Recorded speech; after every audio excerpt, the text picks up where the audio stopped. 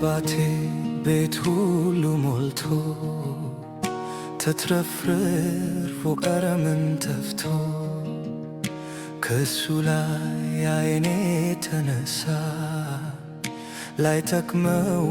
ሌላውን አይቶ የራሴ መንገድ አጠፋኝ ተጎዳሁ ሆክር ያለመዋል ተደደድኩኝ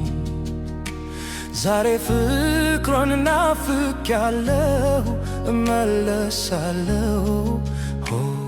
እንደ ልጅ ባልሆን ባሪያ ሆናለሁ ያለሱማ ኑሮ እንደማይሆን